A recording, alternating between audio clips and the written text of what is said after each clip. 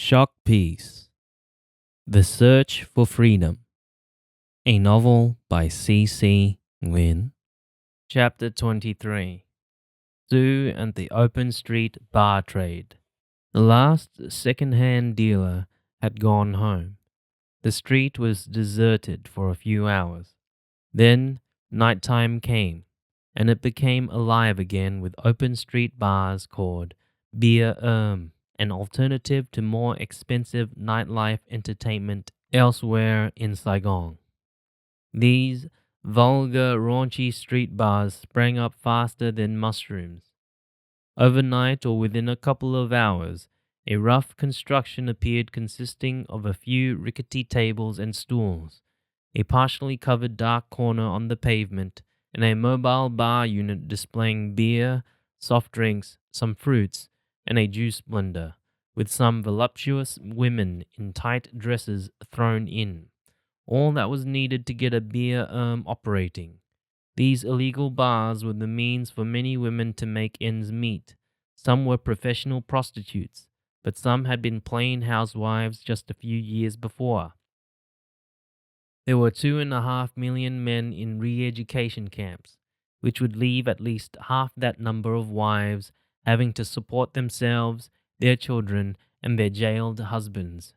It was the 70s, and following Vietnamese tradition, most women in that era had not ventured out to join the workforce, but remained at home.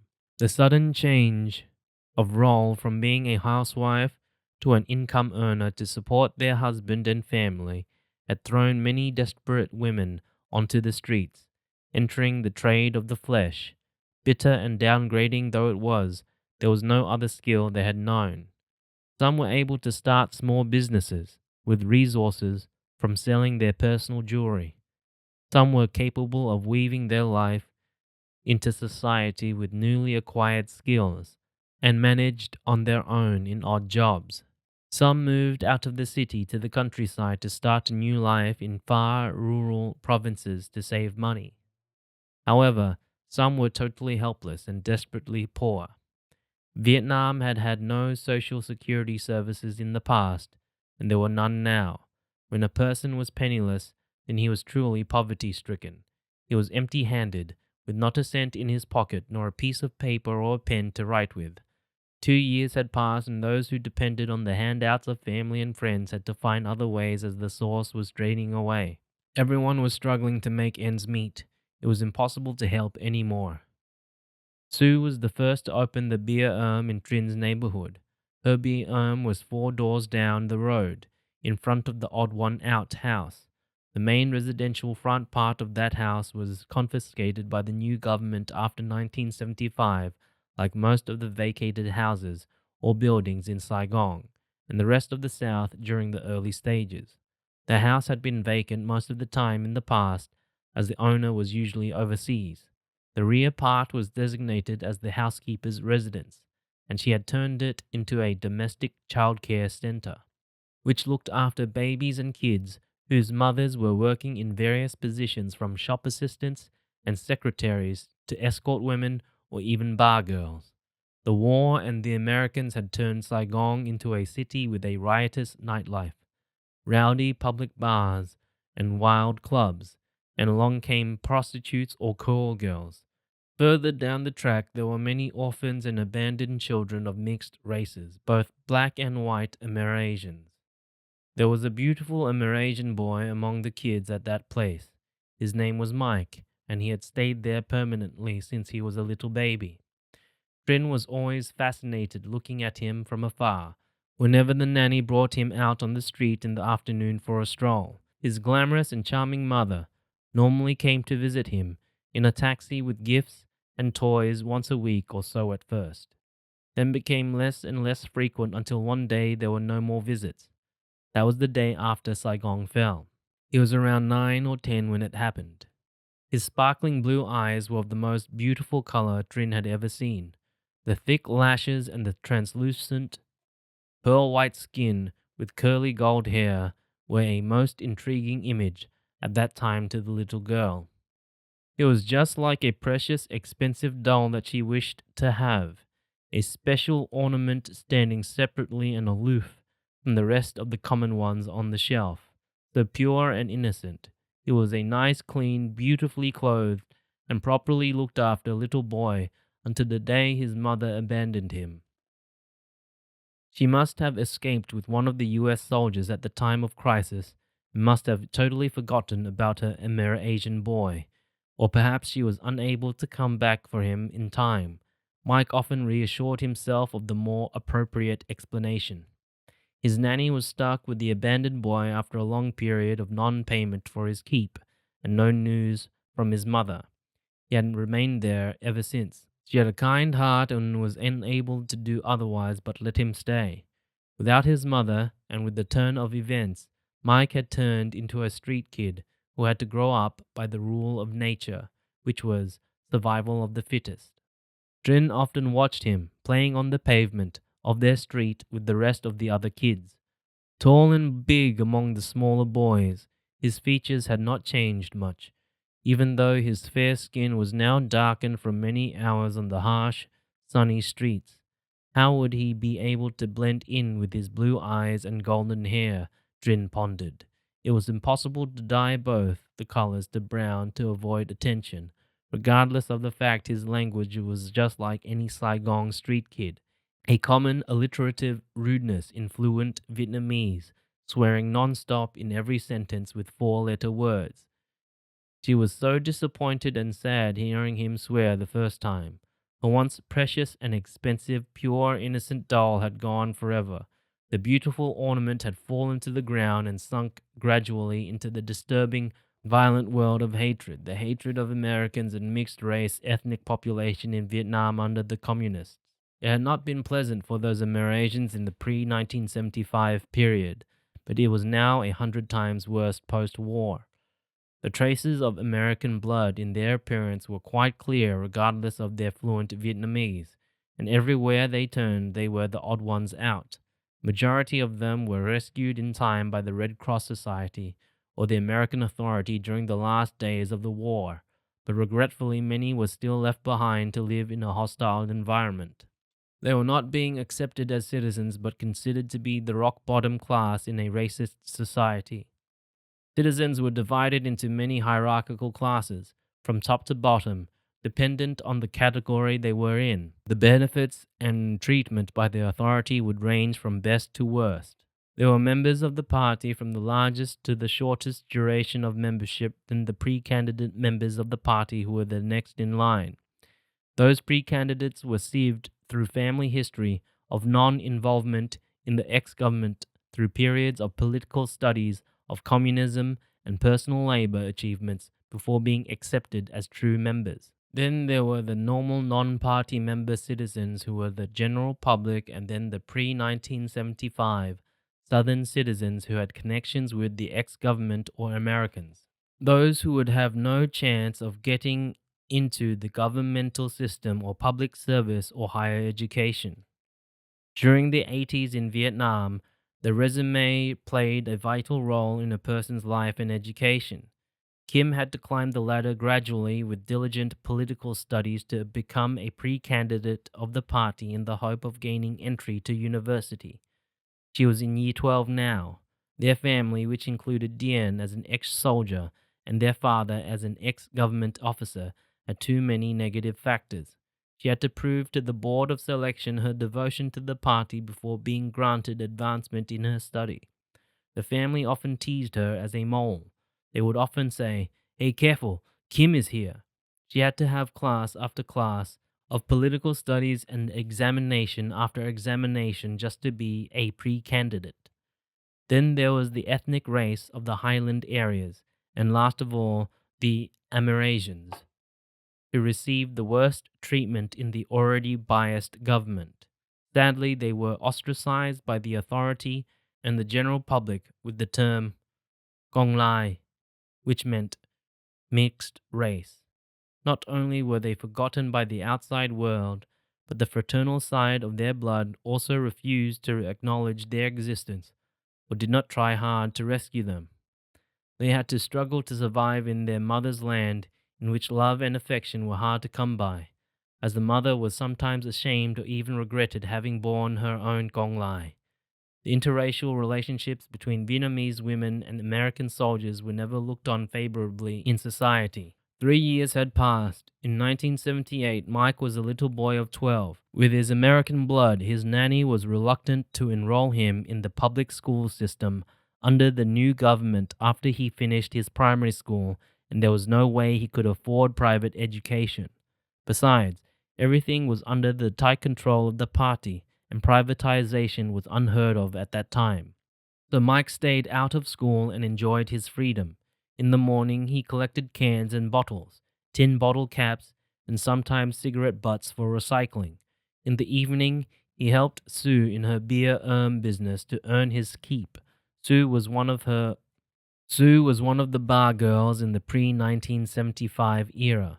The riotous nightlife with quick cash and the lifestyle of a bar girl with only rudimentary principles ended abruptly when the war ended, leaving Sue with no other alternatives to earn her living.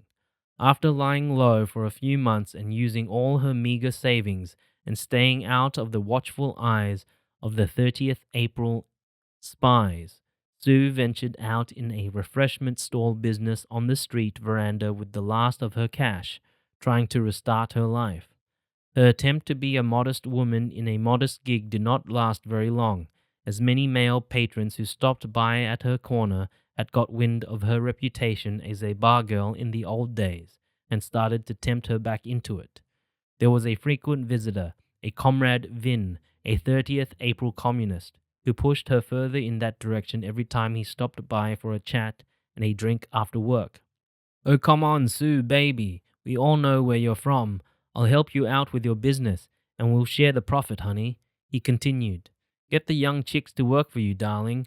You're too old to work anymore." He chuckled at his remark and then continued. "All you need to do is be a manager, and I'll get you your clients. Other comrades are quite willing to taste the forbidden fruits of Southern girls. They've got the cash and the tools, but not the joint to rest their gizmo." He laughed uproariously with this last statement, thoroughly enjoying the dirty tone of it. Sue was only 34, but in those times, women over 30 were considered old maids, especially in her trade.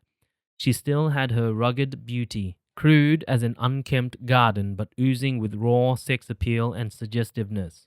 She put down a chilled young coconut, still in its raw green outer shell, with a recycled miniature colorful umbrella and a recycled straw inserted in the small opening. "But Comrade Vin, don't you think that's prohibited? Beer in Saigon?" Sue gave Vin a smirk. "You sure have guts. And hey, how dare you think of me as an old maid?" Vin chuckled. "Oops, sorry. I didn't mean that as an offense, babe, old maid as you are. You're only fit for me, darling, and don't pretend to be naive, honey pie." He could not resist patting her plump behind playfully when she turned around and said, "Of course, it's forbidden by the party, and it's against the virtuous teaching of Uncle Ho. He was a disciplined bachelor all through his life. Did you know that? Ah, but our comrades need to unwind and enjoy their rewards now after so many years of war, don't you think?"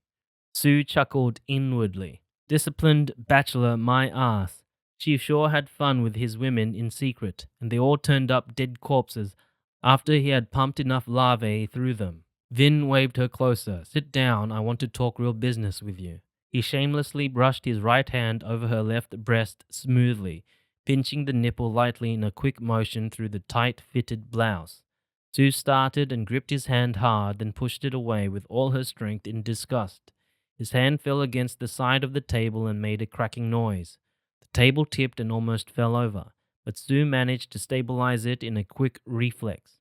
Scattered on the pavement were a rickety bamboo table and 4 equally rickety stools for her patrons to sit on. They were placed a small distance from her booth. Most patrons just stood around her refreshment stall or, as drive-by customers, stood on the curb with their motorbikes. Business was slow lately. Sue had realized that being in a decent and honest trade was hard work. Besides, there were many beer hangouts sprouting up everywhere recently. The trade of the flesh had been quiet for a while because it was under the watchful gaze of the new government, but now it began to flourish due to much demand. Many Northerners and 30th April communists were establishing themselves after 3 years of control and acquiring large amounts of money through bribery. Now they were looking for ways to spend their cash.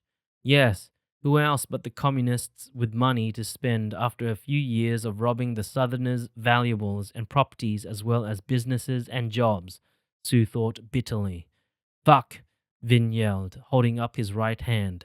Ouch, ouch, nasty bitch. Hey, but you liked that, didn't you? He leered at her provocatively, looked at her hardened nipples, and gave her a wicked smirk. Unaffected by the commotion, he said, "It was meant for the comrades' entertainment, honey. Believe me, you won't regret it. I'll protect you, sugar pie. I'll tell the district security comrades to leave you alone. Just 50-50 and the business is yours." Half? Sue grimaced, avoiding his flirtatious move and angry with herself for letting him get away with it. That's a lot. Nah, it's nothing, considering that is more than fair, baby. Look, I've got to give them half my share already, see? So that's a quarter for me, a quarter for them, a quarter for you, and a quarter for the girl.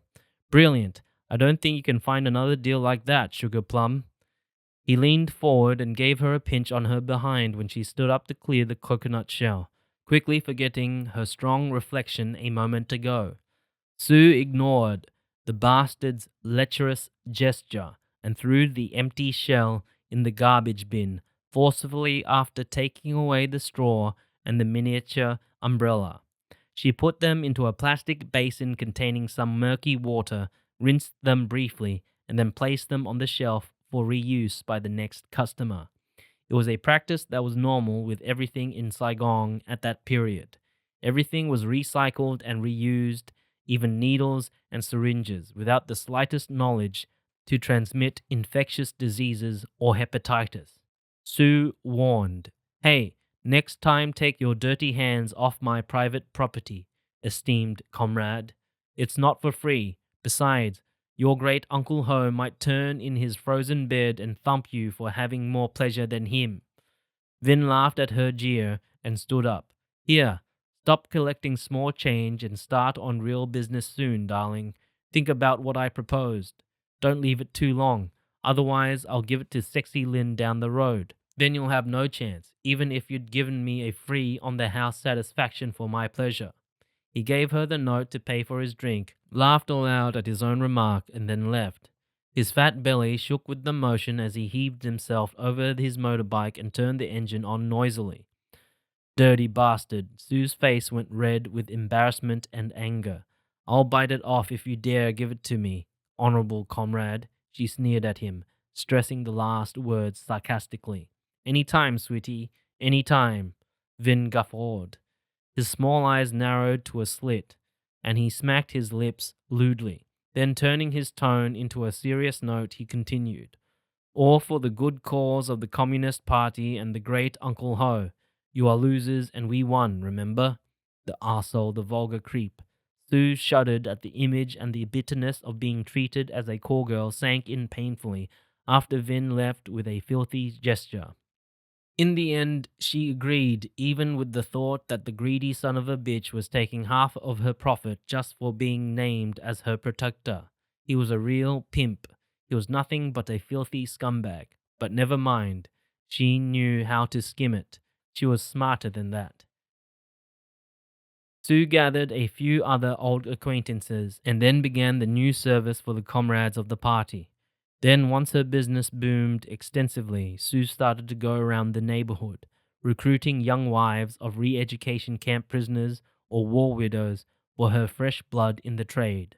Many women just had to accept the offer as there was no one else helping them to earn a living. And sadly, there were no other sources of income.